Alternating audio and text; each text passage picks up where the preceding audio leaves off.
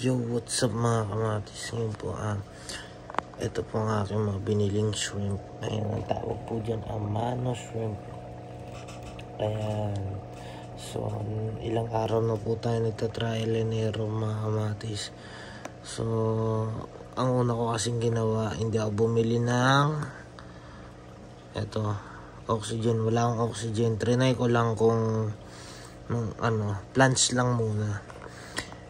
Anong nangyari, after 2 days, lumapot yung tubig, namatayan ako ng 4 na shrimp. Ayan. So, yung mga binili ko ngayon na bagong shrimp, ano yan, mga bagong bili. Ano sila, mga 10. Ayun yung iba mga kamatis. So, ayan. Ayan, kita nyo mga kamatis. Ayan. Ayan sila. Ayan. Tapos ito yung parang babae yata ito kasi malaki yung tiyan niya mga kamatis. Pag yung babaeng hipon mga kamatis, yung parang meron siyang saddle sa tiyan, yun yung babaeng shrimp. Ayun o, hindi lang gano'ng kita pero yung tiyan niya malaki. Ano yan, female shrimp yan mga mati. So pwede tayo mag-breed. So ito nga pala yung pinakain ko sa mga shrimp ko. Ano to, di nga nila maubos kasi parang mahihina nga kumain pala itong mga ganitong klaseng hipon. Maliliit lang kasi. Ito pala parang feeds pala to sa mga hipon na kinakain. Katulad ng mga sugpo, yung mga ganun. Bumili ako ang dami. Ayun. Hindi ko alam ano gagawin ko dyan. Di ba pong? Ano yung nakain mo? Carbonara. Di carbonara, ano to? Macaroni. Macaroni. Ano, mac and cheese? Pero mga kamatis. Dati, ay nung mga 2 days, namatay yung babae. Yan o. Ayun nga pala ito mga kamatis. Namatay. Nilapit ko kay Papa Jesus, nabuhay ulit. Meron palang nangyari dito sa hipon na to. Nanigas. Nung time nga na sinabi ko kanina, na namatayan ako, lumabo tong aquarium ko. Wala kasing oxygen, walang filter. Isa to sa mga nadedo. Ewan ko ba mga kamatis, nilabas ko lang, nilagay ko siya dito. Tapos, sabi ko baka kaya pa, mabuhay, makahinga man lang. Si Clifford nagpray. Dinala yung hipon dun sa kay Papa Jesus dito, nagpray siya. Ayun, it's a miracle mga kamatis. Nabuhay yung hipon. True story yan mga matis. Ayan, it's a miracle. Hipon na-resurrect. Nagpray lang si Clifford. Ayan. So ito pa nga pala mga kamatis itong mga binili ko. Ito mga kamatis, itong isdang to.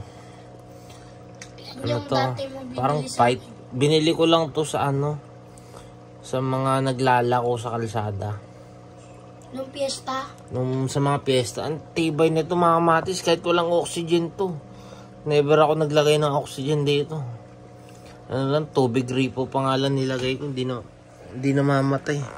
3 buwan na siya dyan. Ayan, tapos ito yung lights ko mga kamatis. Ito, lights. Tapos ito yung oxygen. Yung oxygen na to may filter na. Tapos, ang binili ko pa pala dito mga kamatis, itong lupang to. Mura lang to. Wala pang 200, mga 100 plus lang to. Tapos, itong mga bato na to, mga worth 50 pesos lang to isa. Meron na tong live moss ata tawag dito Tapos, yung nakikita nyo tong puti na to mga kamatis. Ito yung lalagay nyo sa tubig pag nakita nyong parang punong-puno na siya ng ammonia, nagkukulay green na siya. Ayun. Tapos ito mga matis. And ito yung dalawang plug ko para sa oxygen saka sa lights. And hindi naman to malakas sa kuryente mga kamatis kasi ano lang siya, 5 watts lang naman, parang mahina pa sa charge ng cellphone to. Ayan, saka ito LED, matipid naman sa kuryente pag LED. Ayan. So tara, silipin pa natin yung iba nating hipon mga kamatis. Ayun siya. Ayan, yung mga ibang amano shrimp tawag dito mga kamatis. Ayan. Okay. So, medyo itong mga nilagay kong mga feeds, tingin ko baka maglumot to.